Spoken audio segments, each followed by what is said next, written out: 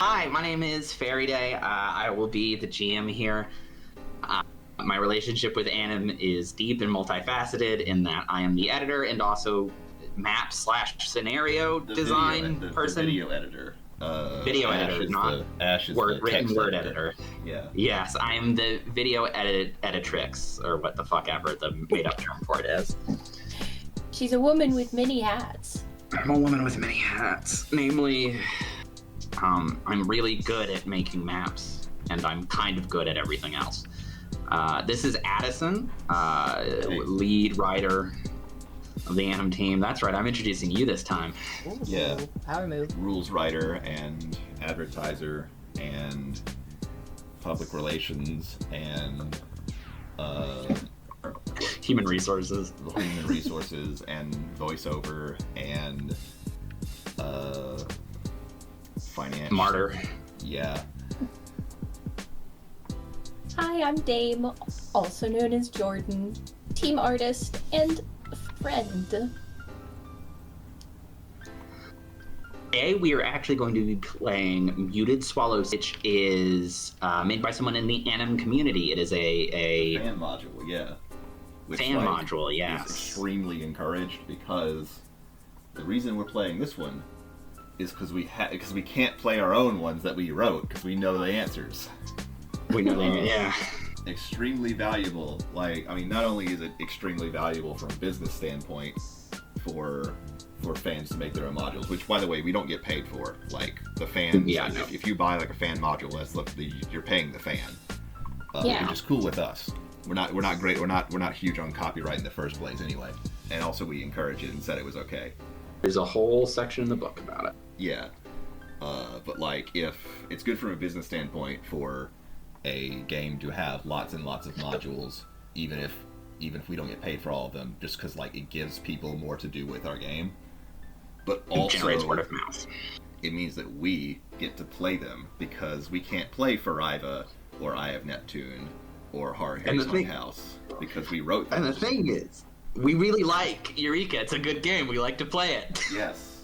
We want more. I wrote Eureka because, darn it, there wasn't a game like Eureka that I wanted to play.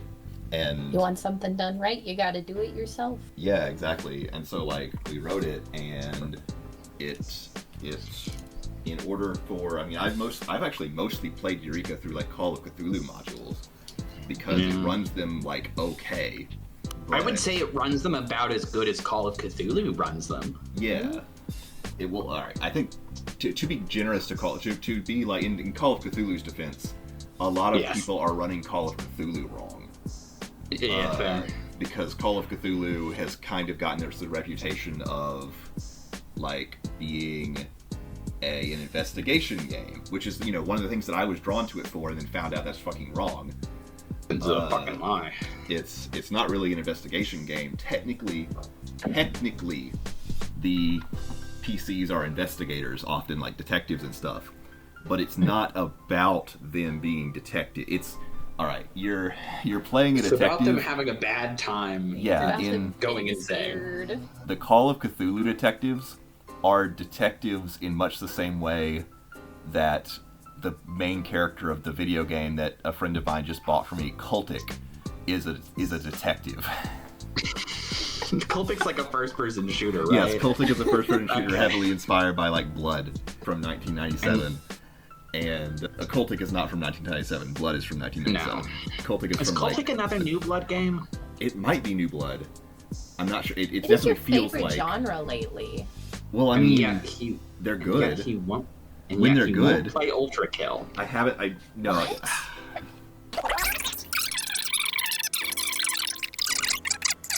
I have a question while we're on the subject, and this is insane. How allowed is a dusk or a cultic type of cult within a Eureka mystery? Well, you have to do them.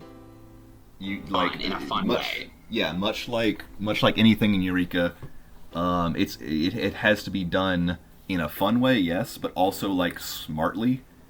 Yeah, like I mean, by fun I meant like with the proper Eureka verisimilitude. Not even necessarily verisimilitude, but like interesting. It needs to be interesting. Yes. And the most interesting way to do a cult is to at least do a lot of research into how actual cults function. Yes, how actual cults function. The thing because is, actual cults are inherently more interesting. However, I think a combination of that and 80s movie militant cult, which is, in my opinion, the actual origin of a lot of how people view cults and like how cults are portrayed in like I guess it's also Dusk. Old horror literature and Dusk and stuff. Yeah, I mean, but like Dusk, lot of this all comes a lot from like Lovecraft.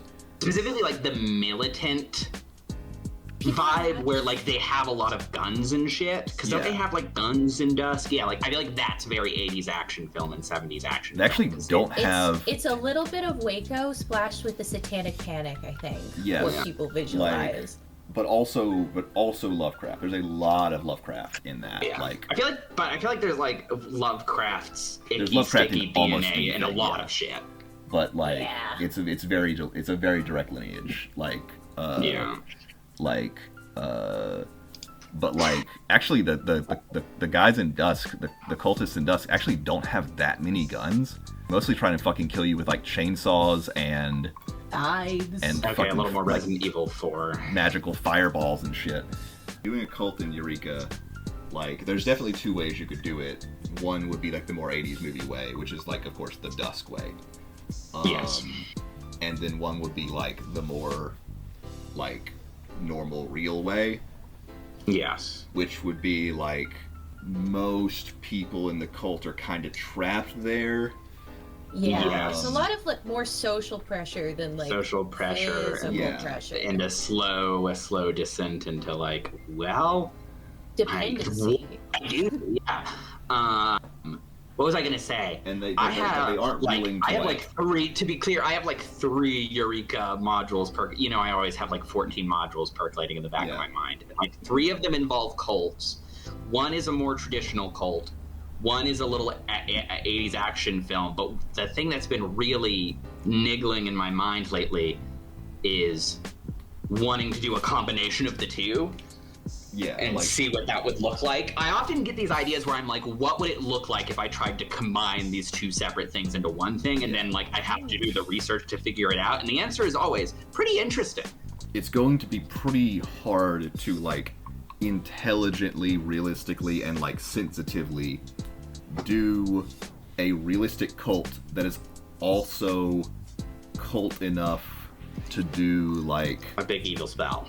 Yeah, to do like a big evil spell to fight as soldiers against like outsiders. See, I really liked the idea that they would then be bad at it. And then of course they would be bad. It would be dangerous because they were bad. It would be almost even more dangerous because they were bad at it and like scared or whatever. And it would. I would love a situation in which investigators feel really bad about having to act in self-defense. Yeah, but like it wouldn't. I would love to create such a situation. It would never be Dusk. Like, no, you don't want like waves of slathering baddies. It would not be like Dusk. Like there's no point. Humans. Yeah, like in people. Dusk. At no point the guys in Dusk are so far gone that like there's never going to be a situation where they're practically zombies. You know? Like where one of the Dusk cultists is like, wait, I give up. You know. Wait a minute, fuck this. I would love if like halfway through an FPS, one of them just throws down their weapons and goes, "Dude, you've killed a lot of people. I changed my mind." Yeah. There's no. That's one of my favorite things about Studio 12 is running that moment where they're like, "Never mind, I'm throwing down my dude. You've killed a lot of people. I changed my mind." Yeah. It's a great thing about kids. Yeah, it's a great thing about the morale system is those moments where it's like, okay, you've killed a lot of people. I've changed my mind. I don't like my odds anymore. And then also we don't do like in Eureka we don't do like mind control, which would be like the only other way to get them to act like that. And we're not crazy about like possession or like a moving corpse in anything but the more traditional senses. Yeah. The traditional things that would make a corpse move. Unfortunately the kind of art that these tropes create is fucking awesome. Like Dusk. Yes. But there's other games. Yeah, there's other TTRPGs to simulate Dusk. Eureka doesn't have to be one such of them. as Call of Cthulhu. Like, as back to that, like Call of Cthulhu is more like it's more like kind of Resident Evil. And today we're going to be playing Muted Swallows. This is an intro we're doing. Yeah. It is a lot more like Resident Evil, especially 4, which is my favorite. Yeah, it's more like Resident Evil. It may be a little more like the other Resident, like the earlier Resident Evils, because like characters in Call of Cthulhu do die pretty fast if they are shot at. Yeah. But like Call of Cthulhu investigators, they investigate something that like is extremely easy to figure out, and then they go to where that leads them, and then they have a shootout or like fight a big monster. It's more like a dungeon. Again, it's kind of the same as what Monster of the Week is very upfront about being, but is very easy to miss because they literally call they say mysteries. Yeah, they say mystery. Yeah, they say investigator. They say mysteries, but like they are actually pretty like, hey, by the way, this is not actually a mystery game about solving mysteries. They're very upfront. Whereas about like that. when people run Call of Cthulhu, a lot of times the hangups they run into are like investigators from Call of Cthulhu walk into a Call of Cthulhu room, they roll investigate, and they see the glowing medallion. And they like, all right, we got the glowing medallion, and they walk away. And the game master's like, those fools, they didn't look under the couch. They didn't specifically say their characters look under the couch. Which is like, that would work in Eureka, because Eureka is all about looking under the couch. But in Call of Cthulhu, like, it's kind of supposed to be like a one roll. For you. Yeah, the role is supposed to look under the couch for you. And it's kind of a one roll investigation type of game, which is like fine and good if you know what you're getting into and you want that. And you want that, like, but if you have like a Lovecraftian themed dungeon crawler, basically, which is like awesome when it's done well. But if you want a genuine mystery solving experience, your options are pretty much Eureka or playing make believe. Yeah. Oh, Gumshoe's also good, but like I wasn't satisfied with it. I always forget Gumshoe exists. Gumshoe has problems that are like objective problems and problems that are my personal problems with it, which is that it's not fucking crunchy enough. Yeah. And that's why we have Eureka. It's nice and crunchy, whatever that means. Marketing buzzword. Of course, as I have said in Telepost, crunchy does not mean fucking anything. But It's a Eureka, buzzword. if it means anything, Eureka is more crunchy than Gumshoe. If we understand crunchy to mean, my personal definition of crunchy is just like how many systems like actually interact with each other, I guess, is my definition of crunchy. But once again, literally everyone has a different definition, so it's kind of and a different threshold. Yes. Yeah, very subjective. And today we're going to be playing Muted Swallows. I'm gonna go ahead and read the hook now and get us off to the races. Two best friends, Emily and Madison, are devastated when their third is found dead in her bathtub. Sally Jeong has committed suicide. At least, that's what the police say, after a short and not at all thorough investigation. The two know that Sally wouldn't have killed herself. And they know more. Sally was stalked and received threats from a scorned former lover, who might have actually murdered her in vengeful anger. Or maybe it goes further. After all, Sally had some mysterious online job that paid quite well, but about which she could never talk. The team of investigators is hired by Emily and Madison to find out what really happened. White clouds pass over the bright Vancouver summer sky in this July of 2025, just as the hints of sinister entanglements cast shadows on the minds of the sleuths in the streets below. Alright, now I'm sending Uncle Dave to hell. Woohoo! Perfectly timed wahoo.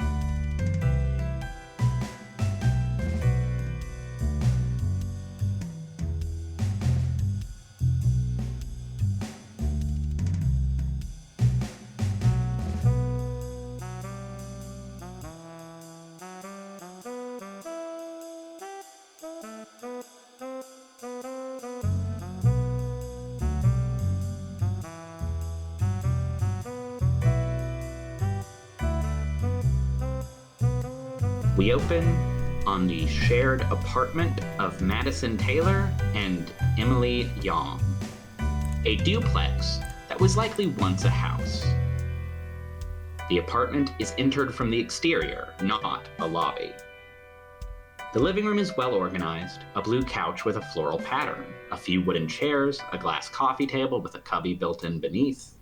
It's got boxy wooden bookshelves with various nerdy Japanese media and other decorations. From the darkness behind their shuttered windows, it is clear that the sun has already begun to set. Or the sun has already set, actually, excuse me. From the darkness behind their shuttered windows, it is clear the sun has already set. The apartment has fallen into a very novel-seeming state of uncleanliness. Recent but unopened mail scattered around, dirt tracked in oft-traveled areas, but clean floors in the corners. Emily Jeong has just returned from work. She sat on the couch untying her shoes. Her roommate, Madison Taylor, is standing in the doorway to the hall, having come out just moments before in order to greet the returning Emily. "Any word from that private investigator about meeting up?" Emily asks as she pulls the first shoe off. "Nothing," Madison replies. "I'm starting to think she might have ghosted us." Emily sighs. "Figures. It was too good to be true. I mean, seriously, what kind of person would drop everything, travel to the other side of the continent, just to look into a death two grieving strangers claim involved foul play for free?" Madison deflates. I know, you're right. The whole thing was a long shot. I never told you, but her emails weren't particularly professional. It was all pretty bizarre. I just really wanted this to work." There is a knock at the door. Madison and Emily look at each other, stark confusion clear on both their faces. They speak over each other, both asking if the other was expecting someone. Emily, already standing, crosses the room to open the door. She answers the door. Who does she find waiting on the other side? Hello? She finds a small, petite-framed, seemingly young woman wearing a like full-body leather biker suit and a pair of aviator sunglasses. She is very pale-skinned and has long orange hair tied back in a ponytail. And normally she would be about 5 feet tall, but she's got black heeled boots on, make her a few inches taller. And she's standing like almost as if her nose would have been to the door before it was opened. I'm assuming this door opens inward. Yes. It's an exterior door after all. She sort of stares for a moment, clearly taking in the stranger before speaking up and asking, hi. Sorry, can I help you with anything? Sorry, who are you? Are you, Emily? She sort of blinks and then nods and goes, yeah, that's me. May I come in?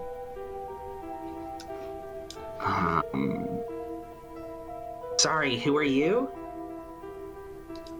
You bet. Elise. She blinks and then she's quiet for a moment and then she goes, "Oh, the detective?" And she says detective a bit louder. Or the investigator, I mean, sorry, excuse me. I guess you could say that. She sort of blinks a little confusedly and then eventually says, yeah, no, please, come in. And she steps out of the way. And Yvette can now see sitting on the couch. Madison, I should describe the two of them, honestly. Yes, there are pictures. There are pictures as well, yes. I can send the pictures. Oh shit, I got them backwards. It was Madison who answered the door and answered the emails, sorry. Should we try it again, or? I can redo my own stuff. Just have her say, because she asked, "Are you Emily?" I think just have her say, "Are you Madison?" instead. Are you, Madison? So that's Madison, who is the one who got up to answer the door. She's not presently crying, as her picture suggests. And this is Emily, and I will go ahead and also describe them.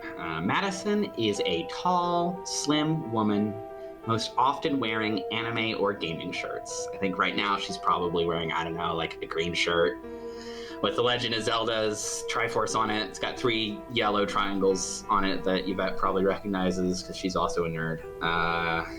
She has a big bag with a Pokemon pattern. It's probably not here right now. Yeah, so she's a tall, slim woman with sort of poofy hair pulled into a ponytail, while the girl on the couch has a bit more of a serious look about her. She is dressed in stylish clothes with a sporty look and very glossy hair. She's got kind of a guarded expression. And Emily, the one on the couch, is the one who speaks up and says, "I didn't know you gave her our address." To which Madison sort of blinks and replies, "Oh, yeah, I didn't, actually. How did you find us?" And she turns back to Yvette.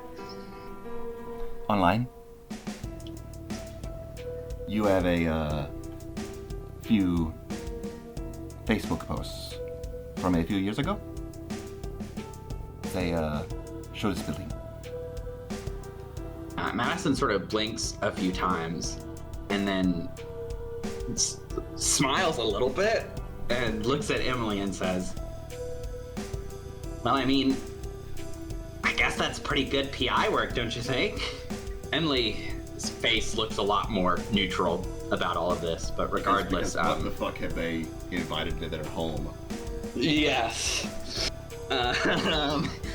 Madison, however, seems to be much better at going with the flow here, and sort of turns to Yvette and says, "Please sit down," and gestures to the couch as she takes her own seat in one of the wooden chairs. Why was nearby. gesturing the couch so funny?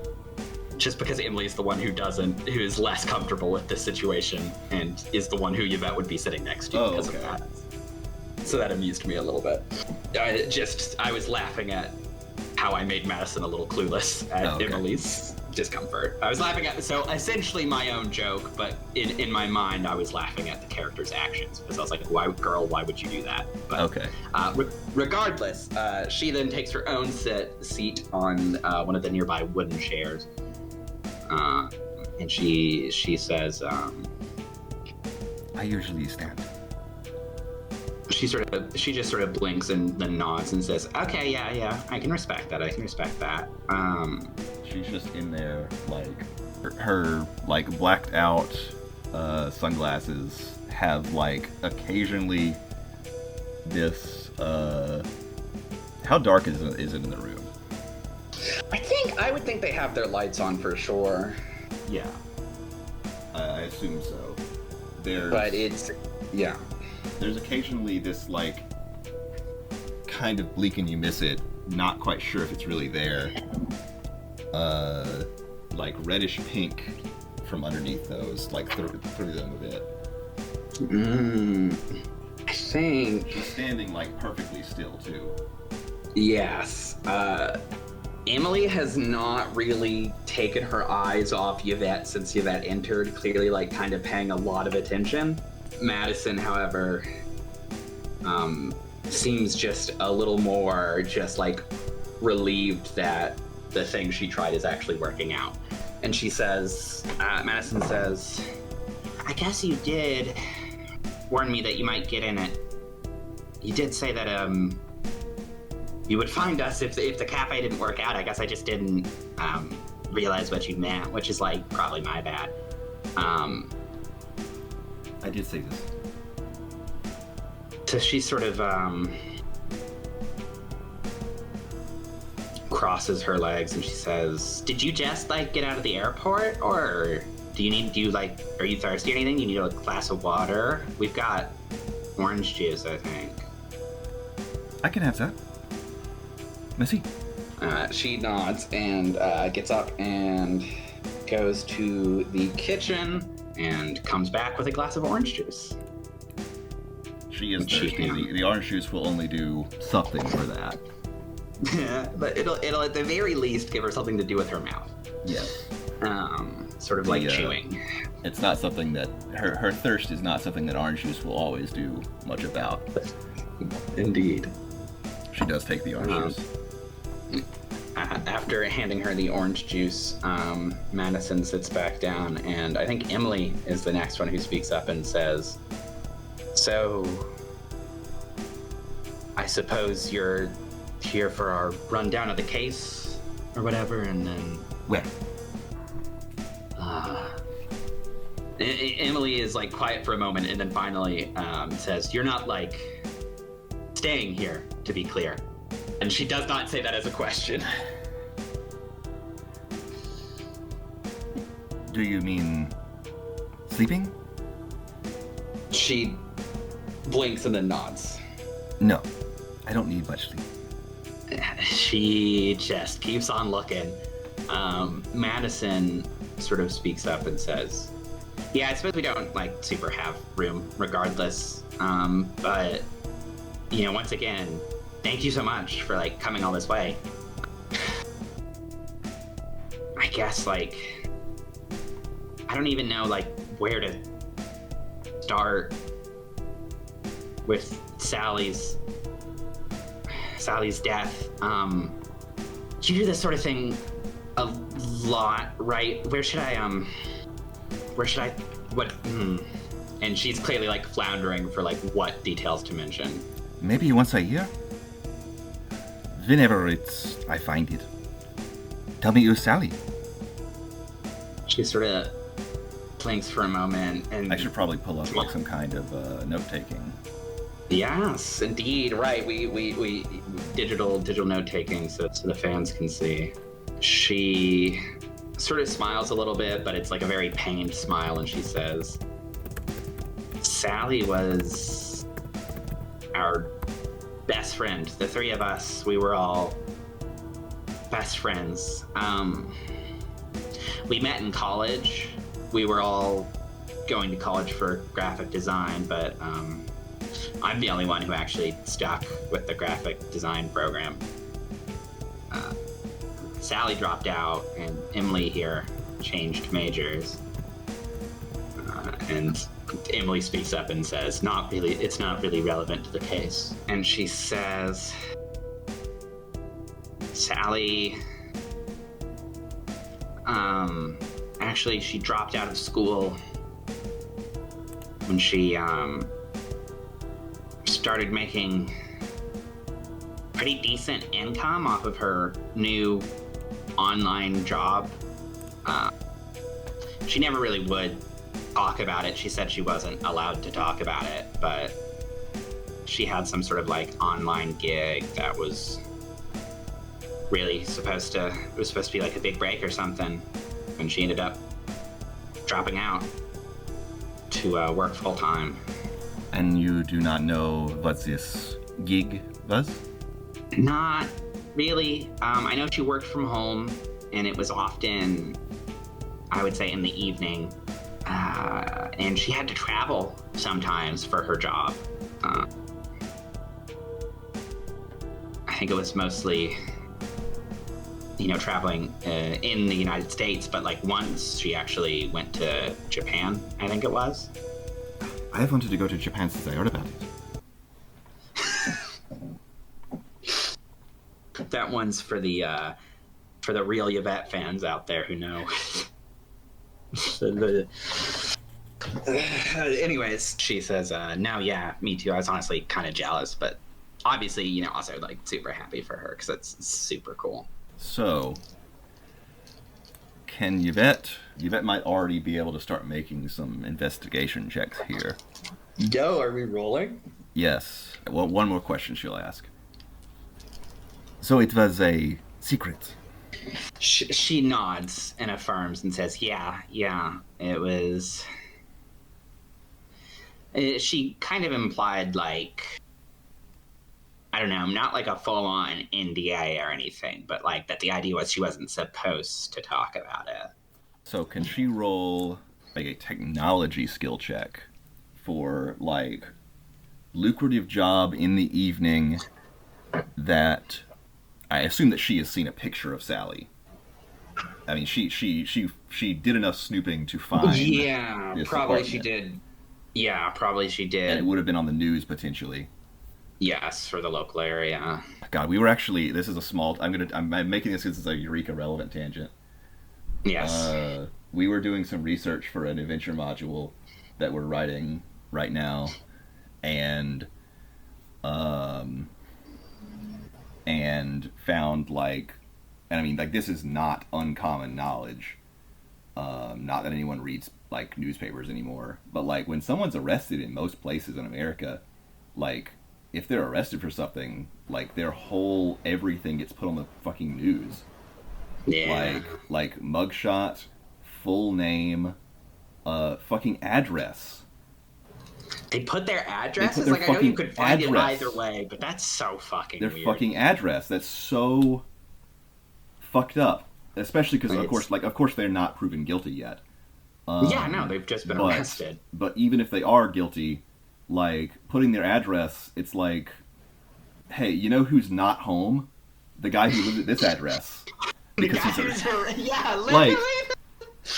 Like, you know who's busy right now? yeah, you know who's not going to be in their house? Won't be for an indefinite period of time? Like, this person, you know? Like that is like, a fucking egregious. Bit fucking whack. Yeah. We live in an interesting society. Yeah. Anyway, so lucrative job in the evenings, secretive. I mean, like, if it wasn't for the travel, Yvette might think she was like a streamer or something. Yeah. Possibly a cam girl, if it was going to be secret. But technology role for, like, is there anything else Yvette might be able to think of that sounds like that's the kind of job she might have had, like an online job that required her to travel, but she would be, like, quiet about? All right, that's going to be with her technology bonus, it'll be a 8. So that's a partial success. It's a partial success. The freaking word is partial success. That's high work for the company. It's a partial success. P-A-R, however you spell the rest of partial.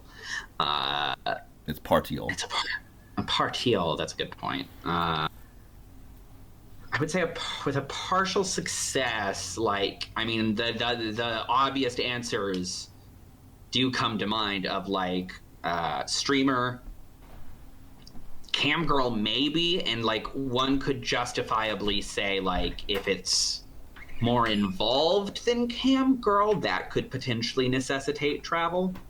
There are, of course, like, one must assume she's young. An entertainment job, there's a lot of different kinds of entertainment jobs that it could possibly be, like streaming, like those. However, the secretiveness kind of implies that it would not be like, it's not just like call center work, right? Because, like, unless she's calling for like some secretive organization, it wouldn't require her to be quiet about it. So it seems like something in the adult industry or something like that. But that's not confirmed right by this role. That's just something it sounds like it could be.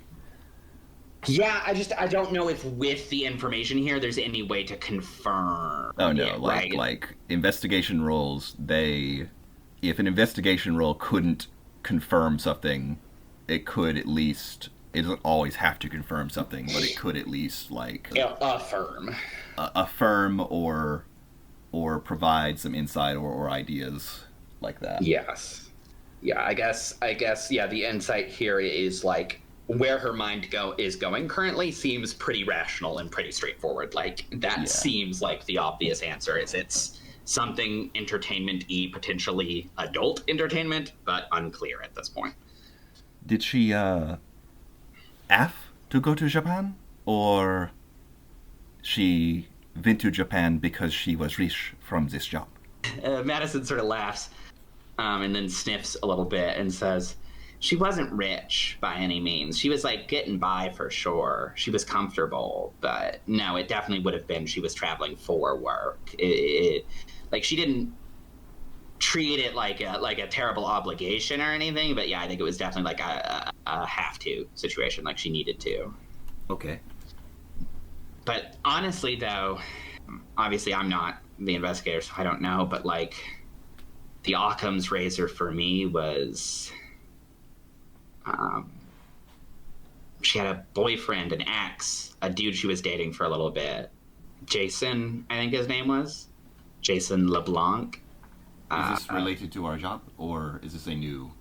No, this is new. But the it's kind of why I bring it up, is it's sort of like the most obvious answer, other than like, I guess the most obvious answer according to the cops was suicide, but there's no way she would have, like I would have known if she was, and she just sort of trails off and then she goes, but Jason was like, I'm pretty sure calling her and leaving like threatening voicemails, and she broke up with him, not the other way around. So like that's an obvious motive. And she was being stalked. She had a restraining order. I don't think it was, and then she sort of, I don't know, she didn't tell me much about it, but obviously like I heard about it because like she was my best friend, and there was like, she had to go to court about it to get the restraining order. But I don't think it was on Jason. It was on some other guy. I don't know who. Okay. How did she die? She was found in her house, in her apartment, by her mother. Her mother lives in the same apartment complex, but different, same building, different apartment. And I think she hadn't been answering her calls, so her mom went to check on her, obviously. And she found her in the bathtub, and her wrists had been slit, which I know, like, that, I know that sounds like suicide, but I don't know, like, this, she wasn't suicidal. She wasn't depressed. Like, we talk about depression and anxiety and stuff like that. Like, we talked about that. She kind of corrects herself and then blinks for a moment. And then, like, shakes her head and gets back on subject. And she says, we talked about that sort of thing a lot, because I struggle and have struggled with that stuff. And, like, she would have told me if she was doing bad. I am certain of that. Do you know how her wrists were split? I don't think so. I guess with a razor, presumably, but I don't know. No. I never saw the body, but the police took one look at it, I think, and just ruled it suicide immediately. Where? Is there anything else you can tell me? What day was this? 2 days ago. It was 2 days ago. And what day... Is there like an established... I assume there's not, but we could establish it for the purposes of the adventure. Well, it's actually 2025-07-24, so hold on. I can just, like, fucking check. Oh, July 24th was a Thursday. It was a Thursday, which makes today Saturday. Okay, in so fiction. It is July 26th? Yes. Okay. I'll say that Yvette is also like taking notes on her phone. That makes sense. So yeah, so she answers that. It would have been 2 days ago. Okay. Okay. I am sorry for your loss. She says that just like kind of out of nowhere, remembering that that's what you're supposed to say. Madison actually smiles kind of weakly and says, thank you. Yeah, it's rough. And she's sort of staring vacantly, like clearly trying to think of like other potentially relevant things. And I think Emily, actually, of all people, speaks up from the couch and says, She mentioned that something about her job was gonna change or something like that. That something stressful was coming up with her job. And Madison looks a little surprised, clearly having not heard about this. She wouldn't give me any specifics, but something about her job was stressing her out. Okay. I assume she could easily find the actual address of Sally. Yeah. Like, that won't need to be a thing, yeah. Yeah. I mean, they would probably provide it. Yeah. Pretty willingly, of course, though. Honestly, at this point, Madison also probably speaks up and says, should I give you, like, my phone number in case you, like, find anything, or if you need any... Where? If you think... Yeah. And she takes out she looks around for like a piece of paper or something, and then she realizes that Yvette is literally right there typing on her phone, and she goes, okay, can I just say it and you'll jot it down? Where?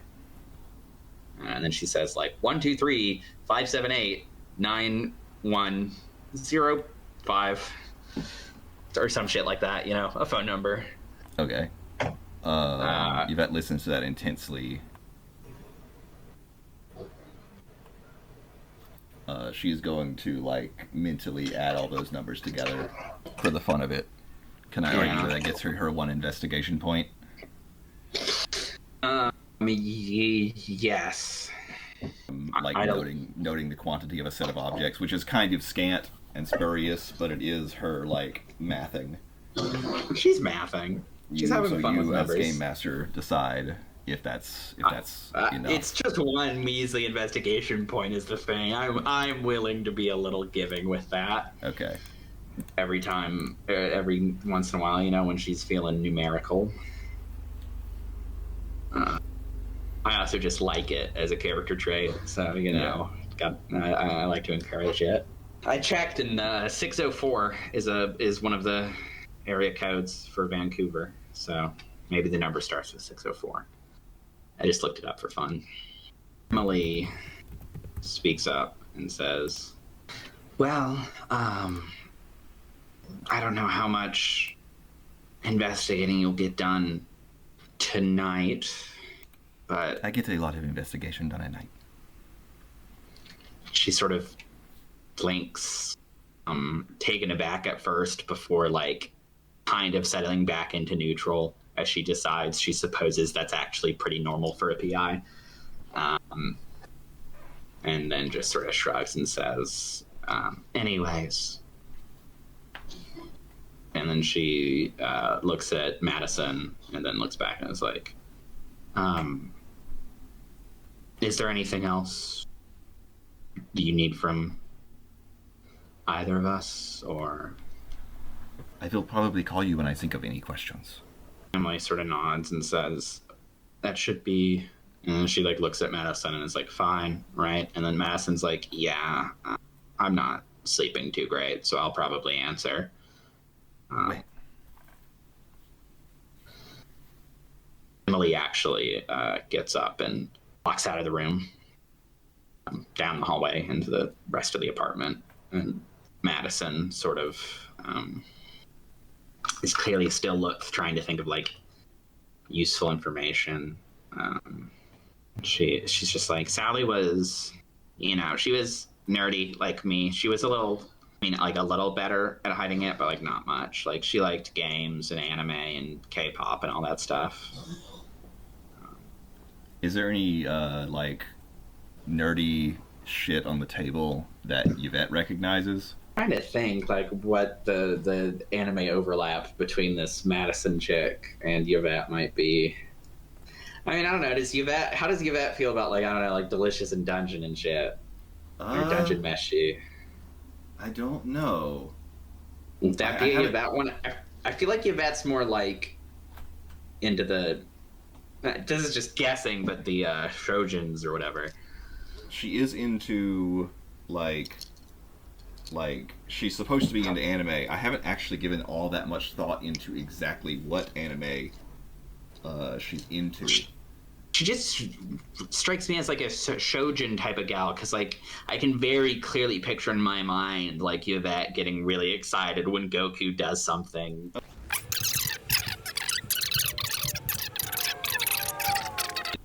No, she's probably very into Dragon Ball Z. Anyway, since I don't know enough off the top of my head about exactly what anime Yvette is into, I would say Pokemon. There's at least some Pokemon around, and I'm like almost certain Yvette has like picked out what her IRL Pokemon team would be. Like I'm almost certain of this fact about Yvette. Yes. Plus collecting 150 of something probably appeals to her. Oh yeah, without a doubt. But yeah, there's definitely some Pokemon shit on there. She's probably also very into Sailor Moon. Oh yeah, she would be into Sailor Moon, and I feel like, I mean, what is on Emily's T-shirt there? Oh, that's like some Owl House shit or something. What the fuck is that? Maybe it's the original design. That's the... Wait, Emily's T-shirt or Madison's T-shirt? Sorry, Madison's. God Madison's damn it, T-shirt, that's I'm the fucking problem. Needle from Hollow Knight. Is it? Yes. Okay, I've never played Hollow Knight, so I wouldn't fucking know. If Hollow Knight's so good, why haven't they made a sequel? Why did I say Needle from Hollow Knight? That's not her name. Her name is Silk Song. Hornet. Everyone Her knows name that. is Hornet from Hollow Knight. And she has a needle. And she has a needle. Yvette probably recognizes that stuff and is then slightly too awkward to like strike up a friendly conversation that would also be awkward. Yeah. Be like, oh my gosh, Pokemon. I know Pokemon. But she just looks at it and she thinks, damn, maybe someday when they aren't grieving, I can trade Pokemon with them. Oh no, that doesn't cross her mind. If you ask her, grief is pretty much the perfect time to trade Pokemon. But that's neither here nor there. She's a few leads now. I'll probably freaking kick myself and think of some question, like really obvious questions she should have asked right away. Later. But for now, I think she has what she needs. And she's got a phone at the end of the got a day. phone. She can call them. or text. Yeah. Yes. Or text if she'd rather. Yes. All right. I will not impose on you any further. Now? Madison sort of smiles and says, I mean, you're doing us a huge favor. Don't listen. Emily's just... and she says, you know, she tends to shut down when she's really upset, to just try and keep it together. So if she's like, seems like she's rushing you out the door or anything, don't take it personally. I'm sure she appreciates what you're doing as much as I do. Oh, but she rushing me out of the door? Social cues. Failure. Can that count for investigation points? Oh boy. Honestly, yes. I think it would. Even though this is spurious, because what if Emily has a secret? What if Emily did the killing? Yeah. Is the thing. Genuinely is the thing. And the real reason...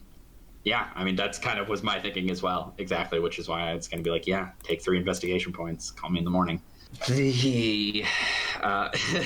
Madison sort of blinks and says, I don't know, just because, like, I don't know. I just mean, like, you know, because she was, super neutral or whatever. But, like, Is she or is she not? I mean, I guess I just assumed it kind of seemed like that. I mean, probably she's actually not. And it just seems like that because she's... I can't leave. No, well, I mean, I thought you were leaving regardless. I am. Yeah, well, thank you I can show you the door if you'd like. And she, like, stands up and awkwardly walks to the door to see her out. Probably, honestly, even coming out onto the porch to, like, properly walk her out. Yvette leaves and then realizes she still has the orange, like the 90% empty orange juice glass, and then like kind of leans past Madison to like set it on the table, like next to like keys and stuff. Yeah, if there's like a table next to the door. Yeah, like a I can't remember the name, but there's a word for the type of tall table-esque furniture one puts next to the door. But one of those, tall boy. Yeah. She like puts that there. Yeah, that's really good. I'm honestly loving the fucking awkwardness here, but yeah, I think I'm thinking Madison stays outside long enough to realize that Yvette is in fact like a badass motorcycler. If she hadn't already gathered that from her outfit. I'm not sure if she drove the motorcycle here or not. That's a great question. Does she have her? Well, did you roll? Oh yeah, she has. She has access to her motorcycle via wealth points. Yes. Maybe she rented one.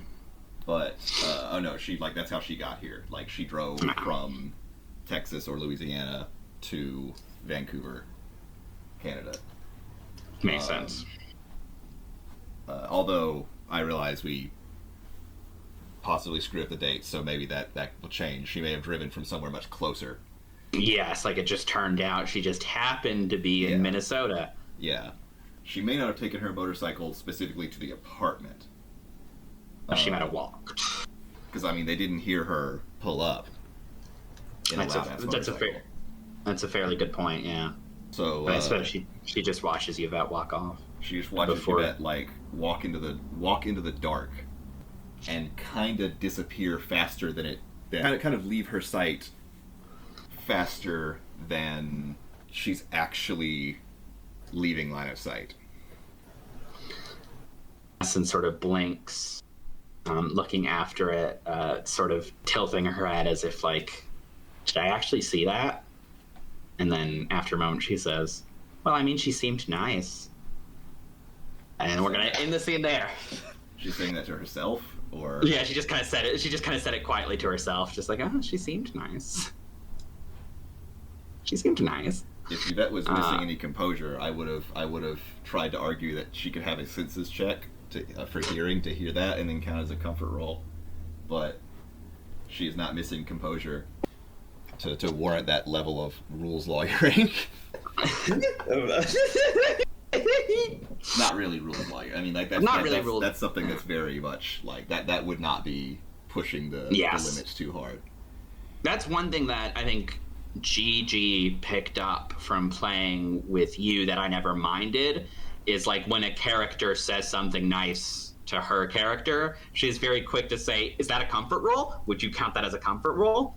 Oh yeah, I mean like and that's something I wouldn't have thought to do if I had not learned it from her and she had not learned it from you. You gotta take whatever you can get to get your fucking character's composure up.